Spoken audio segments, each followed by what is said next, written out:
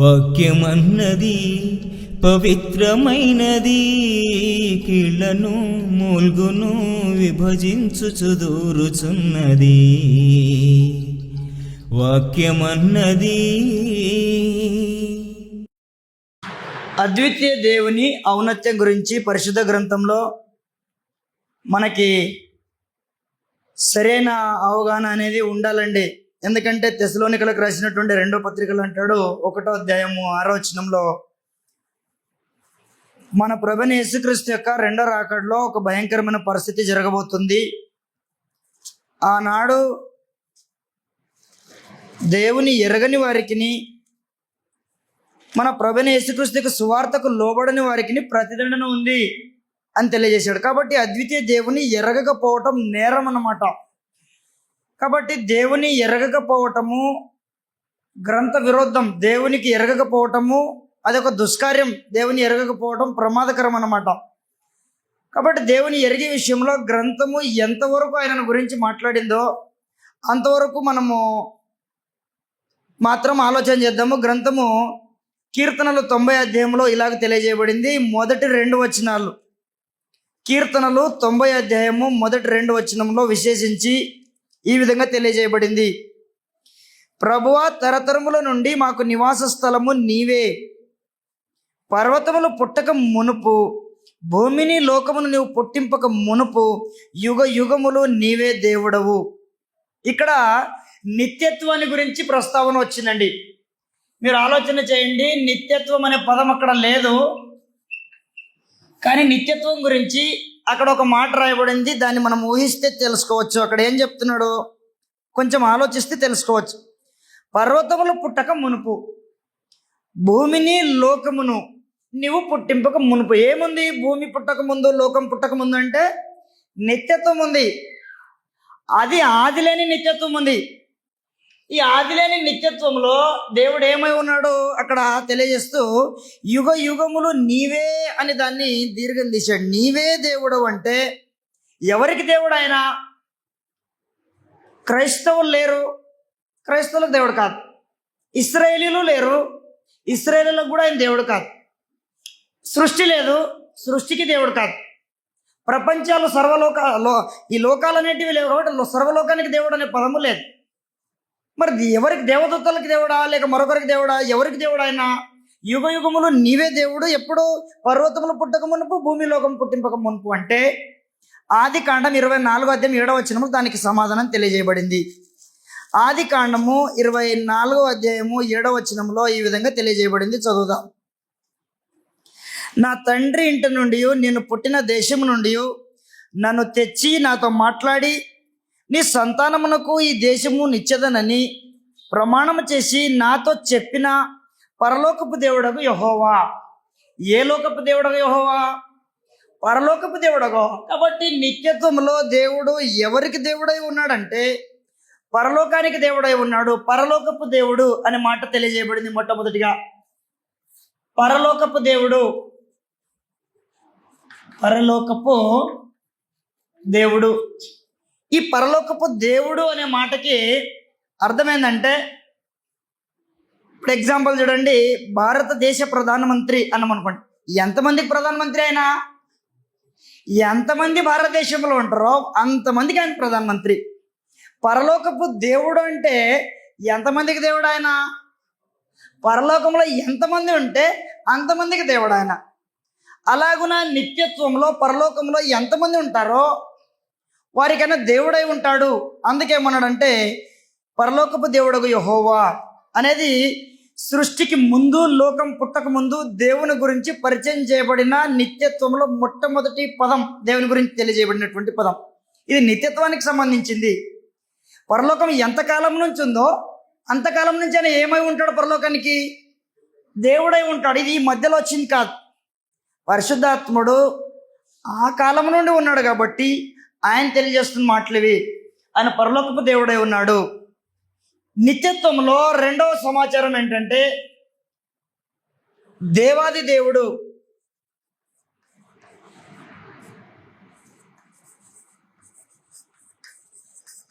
రెండవది దేవాది దేవుడు. ఆయన విగ్రహాలు నిత్యత్వంలో ఉన్నాయండి? లేవు. ఆకాశమందైనను భూమి మీద అయినను దేవతలు అనబడినవి ఉన్నను. దేవతలు అనబడినవి ఆకాశం ఉన్నప్పుడు వచ్చినాయి, సృష్టి వచ్చినప్పుడు వచ్చినాయి.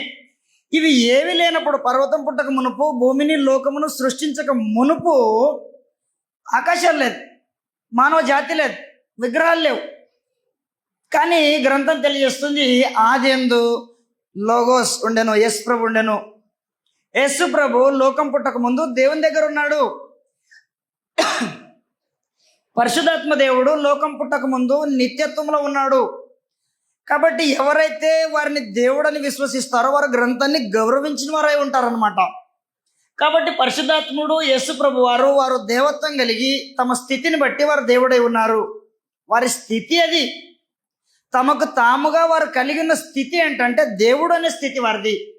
అలాగున వారు దేవుడై ఉంటే దేవుడు కాని దానికి మనం దేవుడు అనటము దేవదూషణ అవుతుంది. దేవుడు కాని దానికి దేవుడు అంటే దేవుని విరోధంగా మనము దేవునికి విరోధంగా మాట్లాడినట్టు అవుతుంది. దేవుడు దేనికైతే దేవత్వం ఆపాదించలేదో దాన్ని మనం దేవుడు అనడానికి వీలు లేదు. విగ్రహాలని మనకు దేవుడుగా మనం అంగీకరించామంటే ఏం చేస్తున్నాము? దేవునికి విరోధంగా తిరుగుబాటు చేస్తున్నాం. కాబట్టి దేవత్వం లేనిదాన్ని మనం దేవుడు అనకూడదు. కాబట్టి ఆకాశమందు భూమి మీద దేవతలు అనబడినవి ఉన్నా కూడా అవి దేవుడు కాదు. నిత్యత్వంలో యేసు ప్రభు వారికి పరిశుద్ధాత్మకి ఆయన దేవుడై ఉన్నాడు. కాబట్టి 50 కీర్తన 1వ వచనంలో ఇలాగ తెలియజేయబడింది. 50 కీర్తన 1వ వచనంలో దేవాది దేవుడిని యెహోవా ఆజ్ఞ ఇచ్చుచున్నాడు. ఆజ్ఞ ఎవరిస్తారు? ఆజ్ఞ. కాబట్టి ఎవరైతే ఆజ్ఞ ఇస్తారో ఆ ఆజ్ఞ ఇచ్చినటువంటి వ్యక్తి కీలకమైన వ్యక్తి. ఆయన ఆజ్ఞకు లోబడే వ్యక్తి సమానుడైతే నువ్వు నాకేంటి ఆజ్ఞాపించేది అని అంటాడు, ఎదురు తిరుగుతాడు. నువ్వు నేను సమానుడే కాబట్టి నువ్వు నాకు ఆజ్ఞాపించాల్సిన అవసరం లేదు, నీకంటే తక్కువ వారిని నువ్వు ఆజ్ఞాపించావు. కాబట్టి ఆయన ఆజ్ఞాపిస్తే ప్రతి వ్యక్తి ఆయనకు లోబడాల. దేవుడు ఆజ్ఞాపిస్తున్నాడు. ఆయన ఆజ్ఞాపించిన ఆజ్ఞలు ఈ మధ్యకాలం నుండి కాదు, ఆయన ముందు నుండి ఆజ్ఞాపిస్తూనే ఉన్నాడు. ఆయన ఆజ్ఞకు లోబడిన వారిలో ప్రభువైన యేసుక్రీస్తు వారు ఉన్నారు. ఆయన ఆజ్ఞకు లోబడిన వారిలో పరిశుద్ధాత్ముడు ఉన్నారు. పరిశుద్ధాత్మతో పాటు ఆయన ఆజ్ఞకు లోబడిన వారిలో దేవదూతలు ఉన్నారు, గాబ్రియల్, మికాయల్, ఇంకా అనేకలు. ఆయన ఆజ్ఞాపిస్తే ఆజ్ఞకు లోబడిన వాళ్ళలో ఇశ్రాయేలు ఉన్నారు, ప్రవక్తలు ఉన్నారు, తిరుగుబాటు చేసిన వాళ్ళు ఉన్నారు.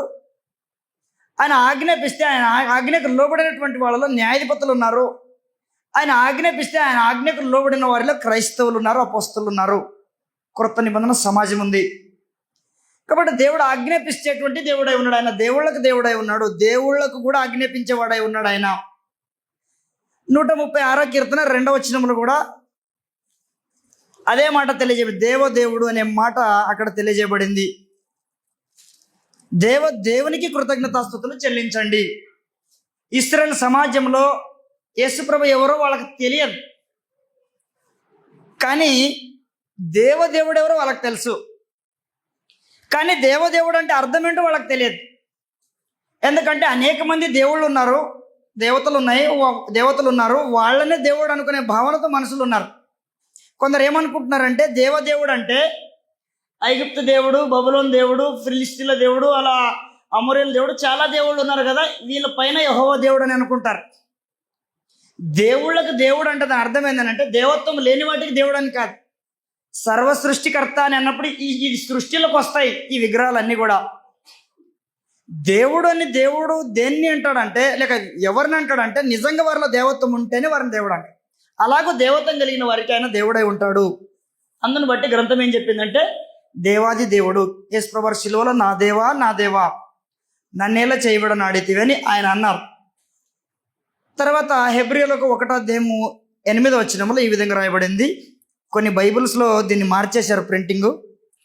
దేవా నీ సింహాసనము నిరంతరం నిల్చున్నది, నీ రాజ్యదండము న్యాయార్థమైనది, నీవు నీతిని ప్రేమించితివి, దుర్నీతిని ద్వేషించితివి, అందుచేత దేవుడు నీ దేవుడు అని చెప్పాలి.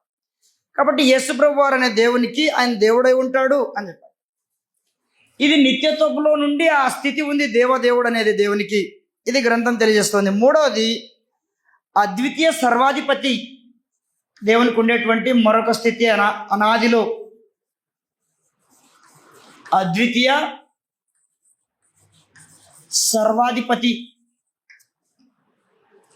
ఈ అద్వితీయ సర్వాధిపతి అనేది ఒకరు దేవునికి ఇచ్చినటువంటి పదవి కాదు.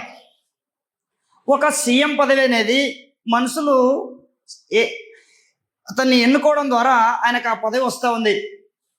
ప్రధానమంత్రి అనే పదవి కూడా మనుషులు ఎన్నుకుంటే వచ్చేది. అలా దేవుడు అనేటువంటి వారు ఇద్దరు కలిసి ఎన్నుకుంటే వచ్చింది కాదు అది.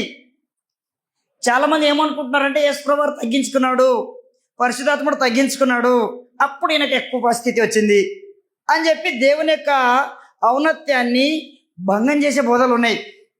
దేవుని ఔన్నత్యాన్ని మరుగు చేసే బోధలు వచ్చినాయి. దేవుని యొక్క ఔన్నత్యానికి కళంకాన్ని ఆపాదించే బోధలు వచ్చినాయి. కాబట్టి దేవుని యొక్క అద్వితీయ స్థానాన్ని గుర్తించలేని దుస్థితిలోకి సమాజాన్ని తీసుకెళ్తున్నటువంటి బోధలు ఉన్నాయి. తండ్రి అయిన దేవుడు అద్వితీయ సర్వాధిపతి అంటే అర్థం ఏంటంటే తనకు ఎవరు ఇవ్వకుండానే తనకు తానుగా అధికారం కలిగినవాడు, సొంత అధికారం కలిగినవాడు. సింహము అడవికి రాజు. ఎన్ని జంతువులు కలిస్తే ఆ అధికారం వచ్చింది దానికి? ఎన్ని ఇస్తే వచ్చింది?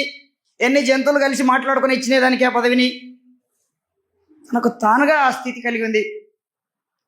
తండ్రి అయిన దేవుడు అద్వితీయ సర్వాధిపతి అని ఎవరో తగ్గించుకొని ఆయనకి ఎక్కించి కూర్చోబెడితే వచ్చింది కాదది. తనకు తానుగా ఆ స్థితి కలిగి ఉన్నాడు ఆయన.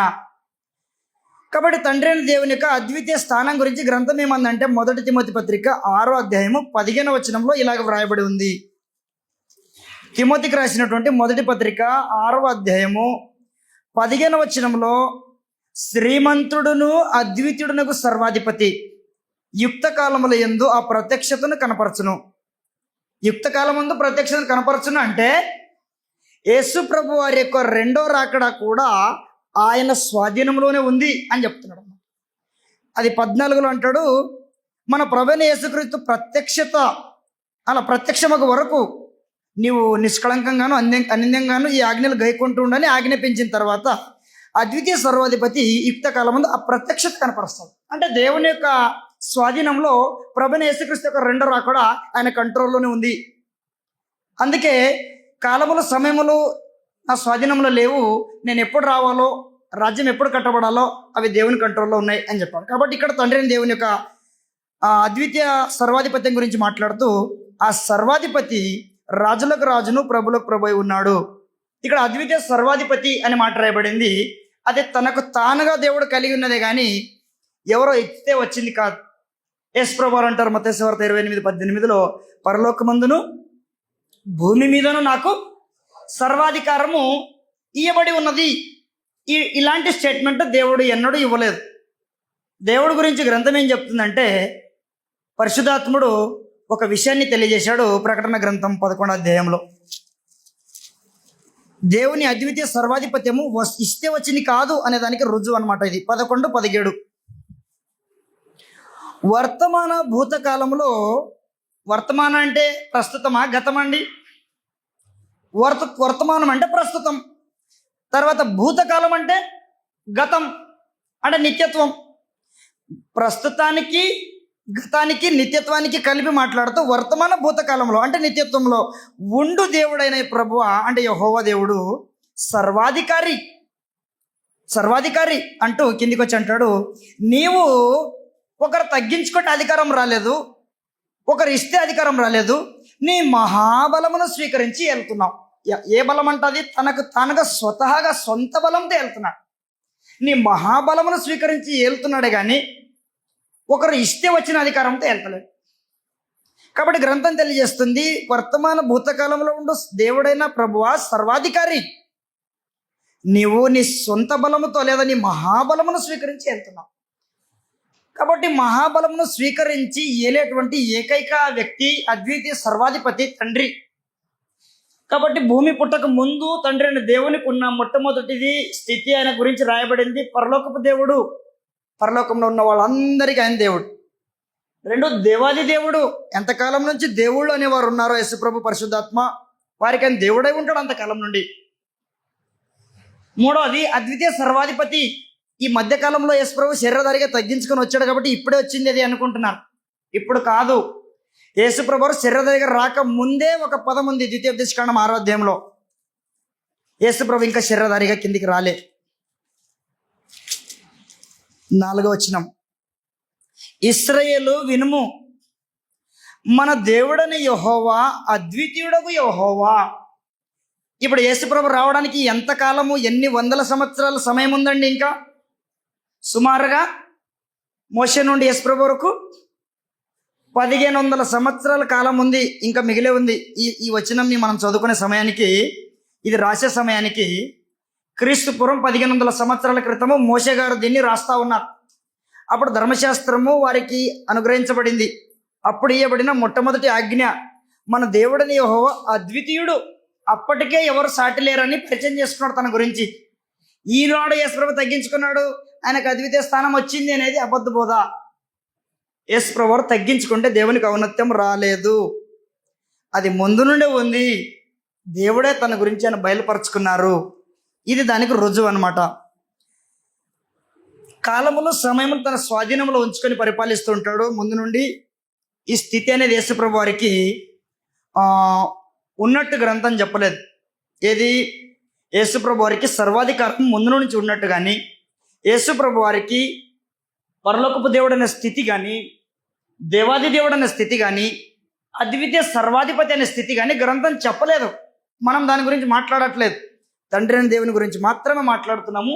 ఆయన అద్వితీయ దేవుడై ఉన్నాడు. ఆయనకంటూ ప్రత్యేకమైన ఔన్నత్యం ఉంది. ఈ ఔన్నత్యము మరి ఎవరికి చెందదనమాట. అందుకే యెషయా గ్రంథం 48:11 ఒక మాట రాయబడింది, దాన్ని మనం చూద్దాం. యెషయా గ్రంథము 48వ అధ్యాయము 11వ వచనములో ఏం చెప్పారంటే, నా నిమిత్తమే అలాగూ చేసేదను. చూడండి, ఎవరి నిమిత్తం చేస్తాడంట? ముగ్గురు నిమిత్తం కాదు, కేవలం నా నిమిత్తమే అంటున్నాడు. నా నిమిత్తం మాత్రమే, నా నిమిత్తము అనే మాట వాడాడు. నా నిమిత్తమే అని మళ్ళీ రెండోసారి వాడాడు. అలాగూ చేసేదను. నా నామమును అపవిత్రపరచబడనేలా, నా నామము అపవిత్రపరచబడనేలా, నా మహిమను మరి ఎవరికి నేను ఇచ్చివాడను కాను. కాబట్టి క్రీస్తు ప్రభు వారికి మహిమ ఉంది. అది దేవుడు నిత్యుడు అనే మహిమ. పరిశుద్ధాత్మనికి మహిమ ఉంది. దేవుడు నిత్యుడు అనే మహిమ. తండ్రి అని దేవునికి ఉంది మహిమ, మహామహుడు.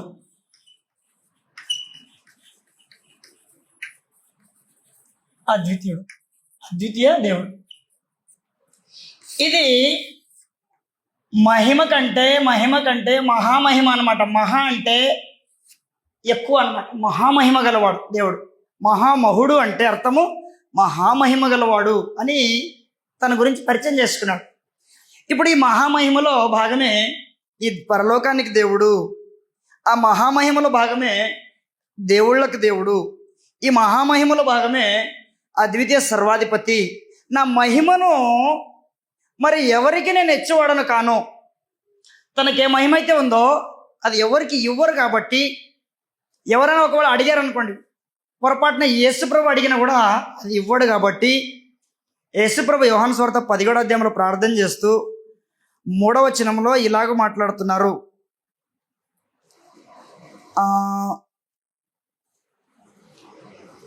చదువుతున్నాను. అద్వితీయ సత్యదేవుడమైన నిన్నును నీవు పంపిన యేసుక్రీస్తుని ఎరుగుటే నిత్యజీవం. 2వ వచనం, నీ కుమారుడు నిన్ను మహింపరచినట్లు నీ కుమారుని మహింపరచము. నీవు నీ కుమారునికి ఇచ్చిన వారికి అందరికీ ఆయన నిత్యజీవం అనుగ్రహించినట్లు సర్వ శరీరుల మీద అధికారం ఇచ్చితివి. 5వ వచనం, తండ్రి లోకం పుట్టక మునుపు నీ యొద్ద నాకు ఏ మహిమ ఉండెనో ఆ మహిమతో నన్ను మహింపరచము. లోకం పుట్టక ముందు ఏ మహిమ ఉందో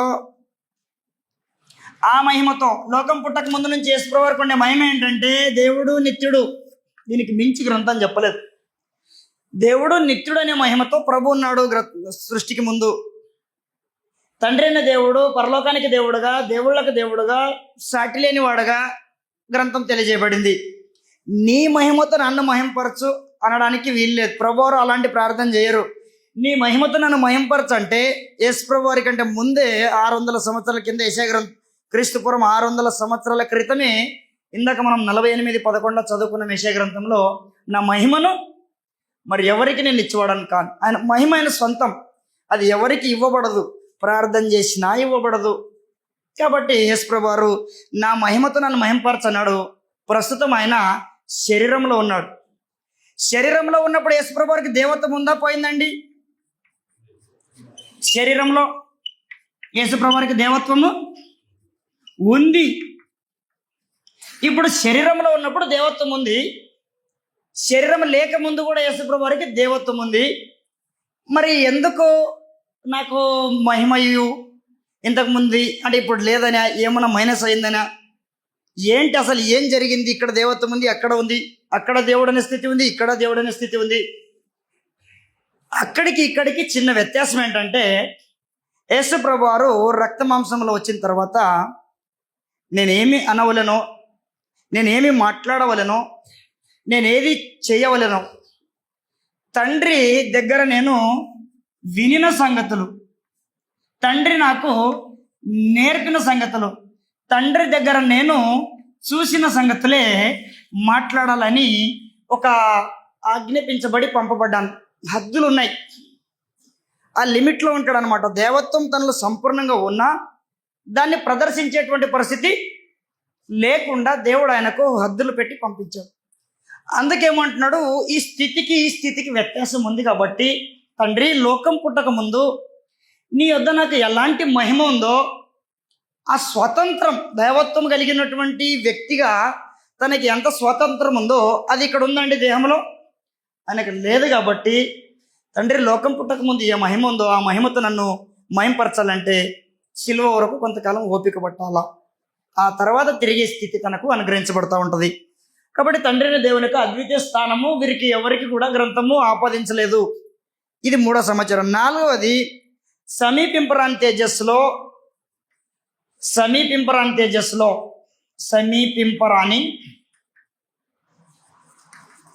తేజస్సు,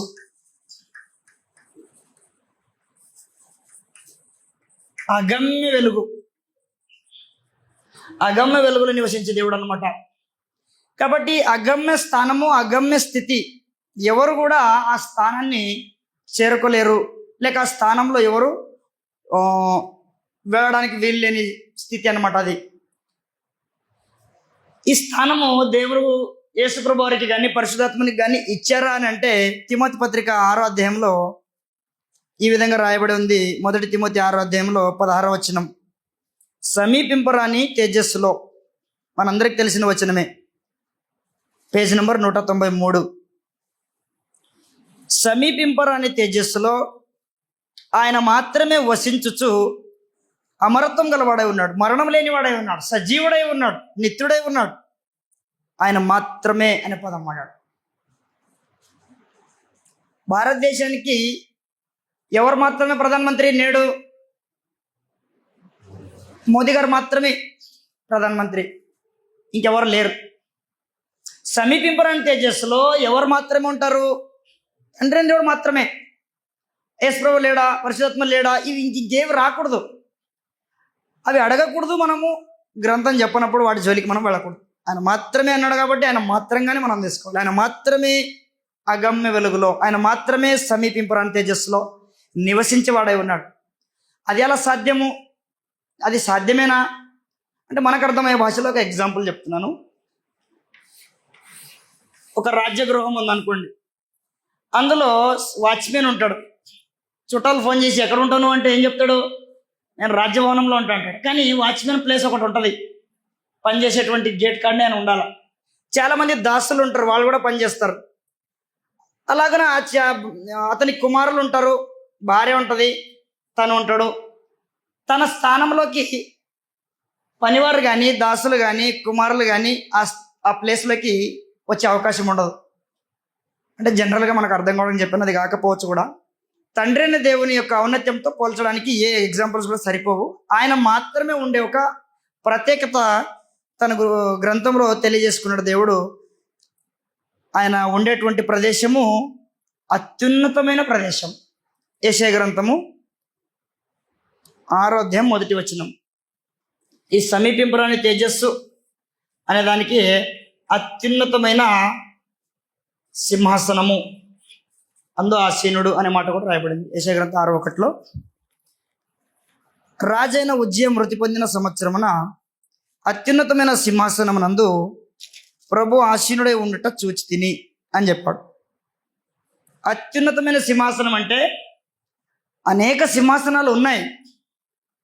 మనం జనరల్గా చిన్న చిన్న సింహాసనాలు వేసుకున్నా కూడా చిట్ట చివరి సింహాసనం యేసు ప్రభువారిది అయితే ప్రభువారికి తండ్రి అయిన దేవుడు శిరస్సు అయి ఉన్నాడు కాబట్టి ప్రభు సింహాసనం కంటే పెద్దది, అది అత్యున్నతమైన సింహాసనం, తండ్రి అయిన దేవుని సింహాసనం అది.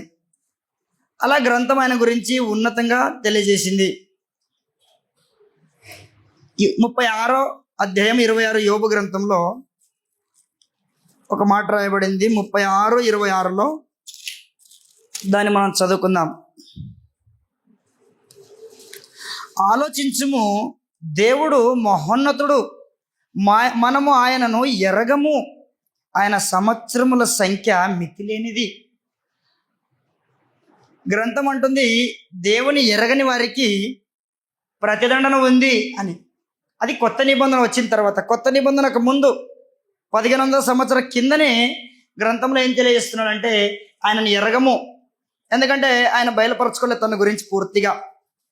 తన గురించి దేవుడు ఎప్పుడైనా పాత నిబంధనలో బయలుపరచుకున్నాడా? కొత్త నిబంధన అంటుంది 1 యోహాను సువార్త 18లో, తండ్రి రొమ్ముననున్న అద్వితీయ కుమారుడే ఆయనను బయలుపరచెను. దేవుని ఎరగని వారికి ప్రతిదండన ఉంది అనేది మూడవది. రెండవది దేవుని బయలుపరచను. అంతకుముందు గతంలో యోబు గ్రంథంలో దేవుని ఎరగము అని చెప్పాం. అంటే దేవుడు బయలుపరచుకోకపోతే మనిషికి దేవుని గురించి తెలియదు. కాబట్టి దేవుని చిత్తం ఎరగకపోయినా, దేవుని యొక్క స్వభావం ఎరగకపోయినా, దేవుని అద్వితీయ స్థానాన్ని ఎరగకపోయినా మనం నష్టపోతాము. నిత్య జీవము ప్రశ్నార్థకం అయిపోతుంది. దేవుని ఎరుగుదుము అని చెప్పుకుందరు కానీ అసహ్యులు అని చెప్పారు. దేవుని ఎరిగే వ్యక్తి దేవునిగా ఎరగాల. దేవునిగా ఎరగడం వేరు, దేవునిగా ఎరగడం వేరు. ఇది రోమపత్రిక 1:22 అనుకుంటాం. రోమీయులకు 1వ అధ్యాయము 21వ వచనం. మరియు వారు దేవుని ఎరిగి ఆయనను, అంటే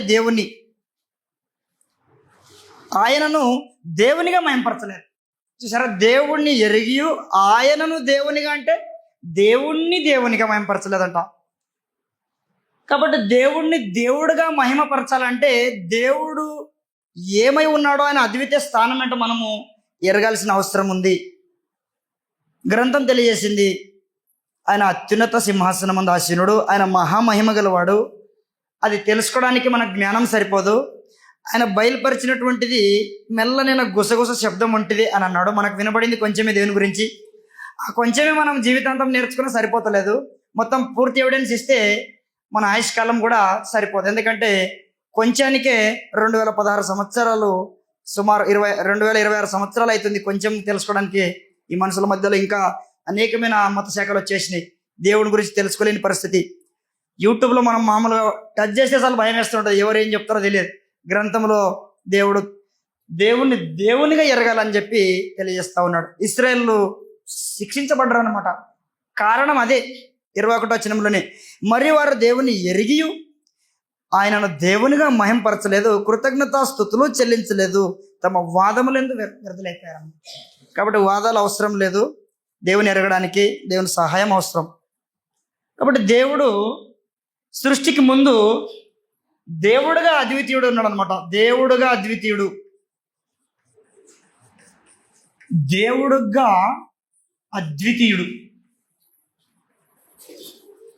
మనం ఇందాక చెప్పుకున్న ద్వితీయోపదేశ కాండము 6:4.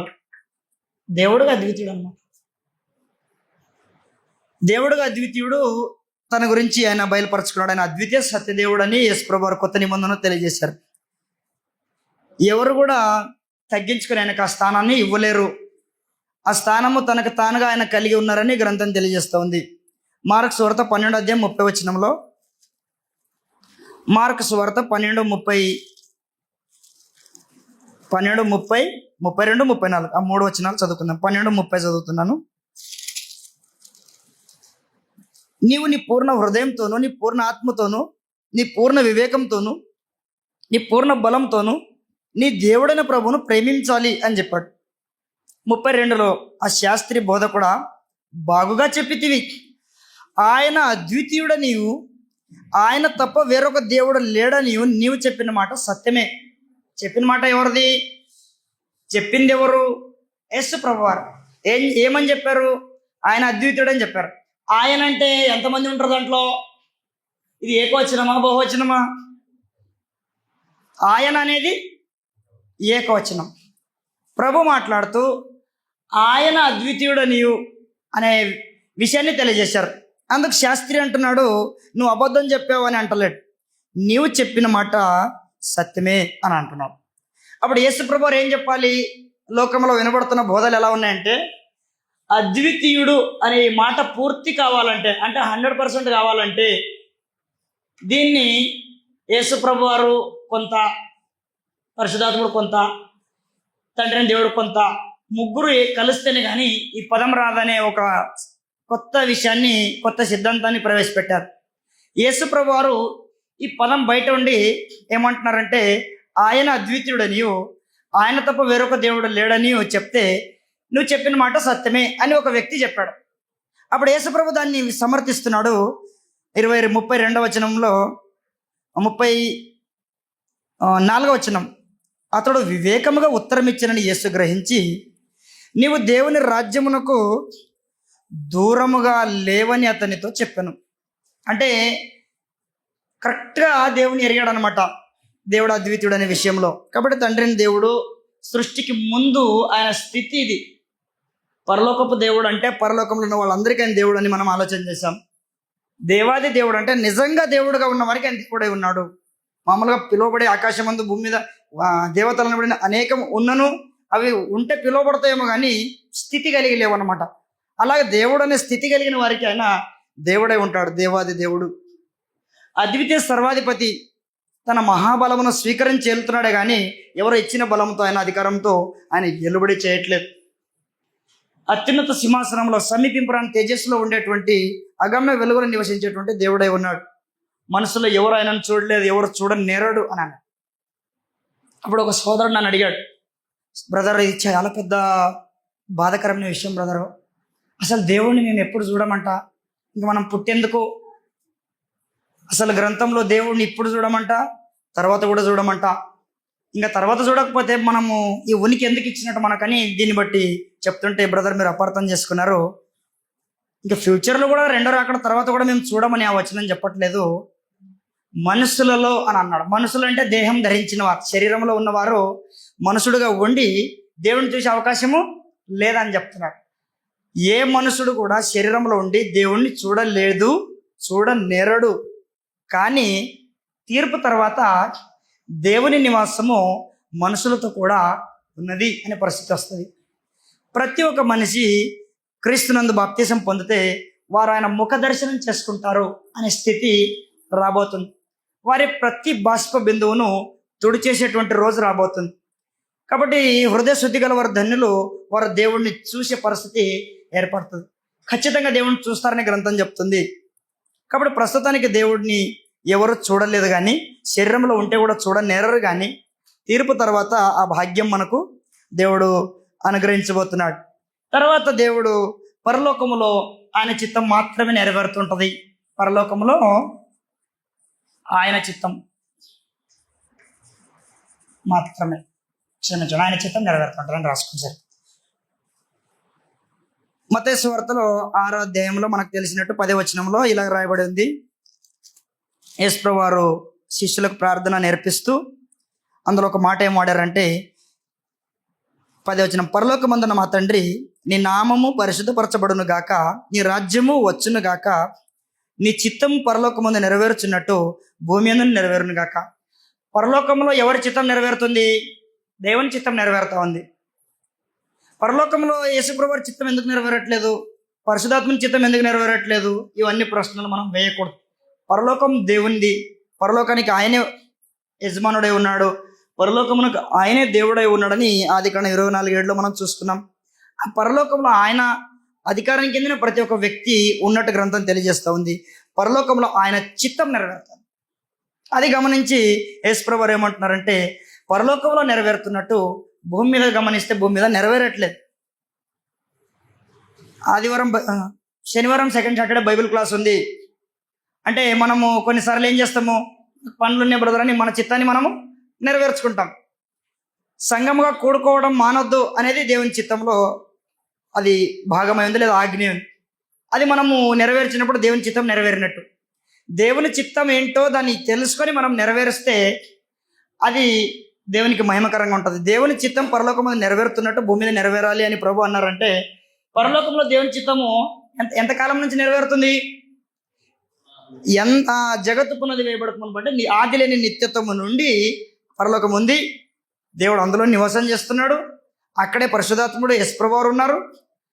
కాబట్టి ఎంతకాలం నెరవేరుతుంది. కాబట్టి లోకం పుట్టక ముందు పరలోకము 2 భాగాలు అనమాట. అంటే 2 లోకం పుట్టక ముందు లేదా సృష్టికి ముందు పరలోకాన్ని మనం 2 భాగాలుగా విడగొట్టుకోవచ్చు. అంటే నిత్యత్వాన్ని. ఒకటి సంకల్పమునకు ముందు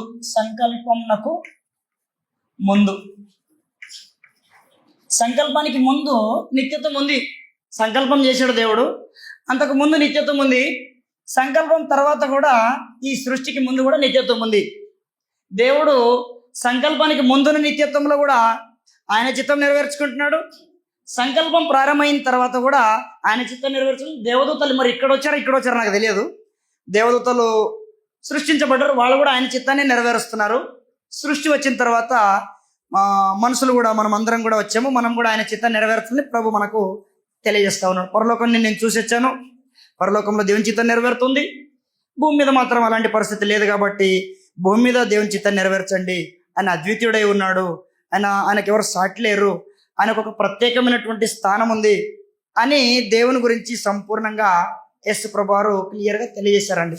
కాబట్టి ఈ విషయాలన్నీ మనము జ్ఞాపకం చేసుకొని వీటిని బట్టి మనం నడుచుకోవాలి. తెస్సలోని పత్రికలు మనం చదివాం, దేవుని ఎరగని వారికి, మన ప్రభువైన యేసుక్రీస్తు సువార్తకు లోబడని వారికి ప్రతిదండన ఉంది అని చెప్పారు. ప్రతిదండన అంటే కిందికి వచ్చి చెప్తాడు, నరక శిక్ష, భయంకరమైన తీర్పు ఉంది అని చెప్పాడు. కాబట్టి మనము ఆ తీర్పును తప్పించుకోవాలంటే దేవుని ఎరగటం అనేది చాలా కీలకమే ఉంది. తెలుసుకోవటం వేరు, ఎరగటం వేరు. మనకి ప్రధానమంత్రి గారు అందరికీ తెలుసు, కానీ వాళ్ళ భార్యకి, అంటే భార్య లేదు కానీ ఒకవేళ ఉంటే భార్యకి ఆయన ఎలాంటి వ్యక్తియో, ఎలాంటి వ్యక్తిత్వం గలవాడో, ఆయన స్వభావం ఎలాంటిదో దగ్గరగా ఉంటే ఎరుగుతారనమాట. మనం దేవునికి దగ్గరగా వచ్చి ఆయన సహవాసములో ఉంటే దేవుని మనం ఏం చేస్తాము? ఎరగగలుగుతాం. మనం సహవాసానికి రాకుండా, ఆరాధనకు రాకుండా, వాక్యాన్ని మనము వినకుండా మనము ఉంటే దేవుని ఎరగగలమా? ఎరగలేం. కాబట్టి దేవుని వాక్యాన్ని ఎంతకాలము, ఎంతసేపు ధ్యానించాలి అని గ్రంథం చెప్తుంది. పాత నిబంధన అంటే దివరాత్రము దాన్ని ధ్యానించేవాడు ధన్యుడని అక్కడ చెప్పాడు పాత నిబంధనలు. అదే మాట కొత్త నిబంధనలో వేరే పదాలు వాడి సమయమందును అసమయమందును దేవుని వాక్యాన్ని ప్రకటించాలి అంటే దాంట్లోనే మనము కొనసాగుతుండాలని చెప్పాడు. కాబట్టి గ్రంథం అంతా ఎక్కువ సార్లు చదవడం ద్వారా, మనం వినడం ద్వారా, నేర్చుకోవడం ద్వారా మనం ఏం చేయబడతామంటే ఆత్మీయంగా కట్టబడతాం. దేవుని గురించి మనం తెలుసుకొని ఆయన యొక్క సహవాసంలో మనం ఉన్నవారం అవుతాం. కాబట్టి ఇంతవరకు ఓపికగా విన్నటువంటి మీ అందరికీ వందనాలు తెలియజేస్తూ అవకాశం ఇచ్చినటువంటి సోదరులకి, సంఘానికి వందనాలు తెలియజేస్తూ ముగిస్తున్నాను.